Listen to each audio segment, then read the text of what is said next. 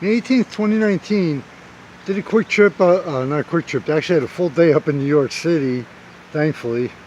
As you can tell, I love the city, love being in the big city. But for two events. My first stop was the Microsoft headquarters for Playcrafting's Spring Expo. Playcrafting is an organization that offers courses in Unity. Unity is software used for video game design.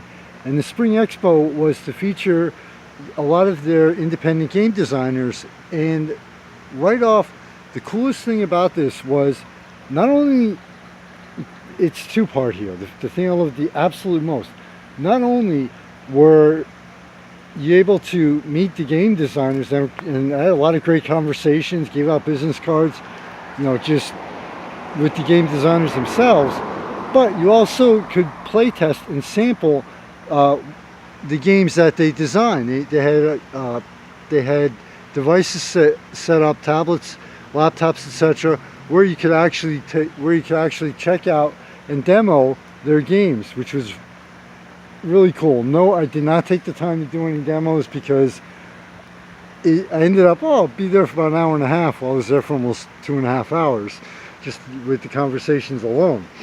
But when I arrived, I was actually a little bit surprised. I figured there'd be a good crowd, but I think it was 12 to 5. I got there a little after 1 until I got off the bus and checked around, unsuccessfully to grab a quick cheap bite to eat. But now Microsoft headquarters is approximately a quarter of a block from the third to a quarter block away from an intersection. The line actually wrapped around the intersection and was almost a full New York City block down the street. So that really surprised me. My wait time was approximately an hour. Wasn't pissed off, wasn't upset. Next event at 8 o'clock, have the time to kill, and definitely worth the wait. But an excellent job to the security and the people at Microsoft for keeping the line moving. You stood for a little while, you kept moving, so great job on that. And Playcrafting did a phenomenal job of taking care of the attendees and the people that were there. And by this I mean they had free pizza and free beverages, coffee and tea and water available to everyone in attendance. So they did a truly phenomenal job of saying, hey, thank you for taking your time to come in here and check out the game designers, and for taking your time to attend our event. Now, like I said, when I went online, I didn't request press credentials for this. I got a free ticket, and it actually worked out better that way because I was, even though everybody I talked to, hey, I have an independent online media outlet, support indie arts, game designers, and everything. It was still, I had the chance to get a feel of it from the true crowd and attendee aspect versus the more, I guess, what you call more formal press aspect. And as soon as you walked in, you checked in, you received your badge, and you took the elevator up. And they made use of an entire floor of the Microsoft headquarters. So, I walked in, I saw a couple of the game designers and game demos, and all of a sudden I walked around a little bit. Oh, there's more there. Walked into a room. Oh, there's into the main conference room. Oh, there's a lot more there.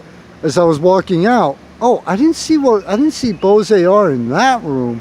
So it was really cool the way they had it laid out. Now, with the number of game designers and games to play test and demos, it was still pretty, each section was still pretty packed, especially with the crowd. They told you point blank ahead of time, no large bags because it's going to be narrow to maneuver through certain sections, and also safety and security reasons. So stopped by, picked up I actually had a backpack inside my duffel bag for a change. And yeah, there were times where the maneuvering was tight, so they actually had to use pretty much every available space they had to successfully pull this off. And they did successfully pull this off. I had a great time. I learned about a lot of really cool games, talked to developers, and I was telling them, yeah, I love to play games, but sometimes, I just like the quick stress relief or the quick time or a basic time kill. I said, but when I set aside time for a game, I actually want a good, I'm the type where I want a good storyline and to a point an immersion factor. And there were all types of games there that these designers created and developers created. Everything from your basic, stress time kills, like I saw a couple first-person shooters, things like that, to games that had a lot. You could tell by playing the demo. I did watch a lot of the demos being played and checked out the story in them, that there was a lot of time put and thought put into the actual story of the game. Again, this is depending on the type and genre of the game itself.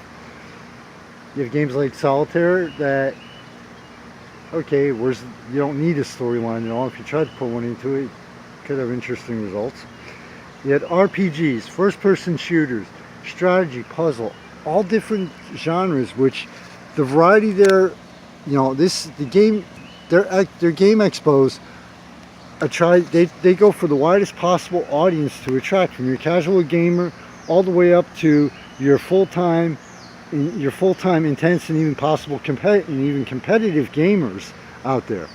This was just overall I'm so glad that I decided to make that my first stop and put that on my top priority list for the month of May. It was a lot of fun. I had a lot of great conversations, met a lot of really cool, real interesting game developers, fired off different questions to them. Everyone was glad to meet people. I could tell that a small percentage of them would have been like me, like nervous about meeting people and possibly even presenting their games. But everyone there did an excellent job of relating to of talking to people, providing information, and really trying to get the interest going, not only in their game, but also in the indie game community as a whole. So definitely check out Playcrafting. Believe the closest one for me is up in New York. Believe me, if I had $2,500 and could afford to spend 2 weeks in New York, I would definitely take one of their classes. It would be so worth it, and it would be so much fun to do. Honestly, I would just love it. But it's something that, these game expos, I know they have a major event which you have to buy tickets for ahead of time, coming up in August. I don't remember the name of it off the top of my head, but definitely, if you can make it up to New York for this would be one of your top events for New York City. It's adults, for kids, for the entire it's for the entire family. Guaranteed you'll have a lot of fun. In case you don't know by now, Michael Phoenix, founder and staff of Surreal Vale City Online Media, its credit and its ancestor, A Valley and Beyond. Please go to Thanks to Sponsors page. Check out those people and businesses. Without them, I wouldn't be able to make these trips and do all these great reviews and provide you with all this information on a wide and a growing variety of topics. So please check out and support those people and businesses, because without them nothing could happen. To everybody out there, through the best and the worst, thank you so much for now 6 years since I've started Valley and Beyond, and sticking by me. Thanks to all the social media support and everything. You have no idea what it means, honestly. Beautiful spring day here in the Lehigh Valley. Take some time out for your family, your friends, and yourself, and live.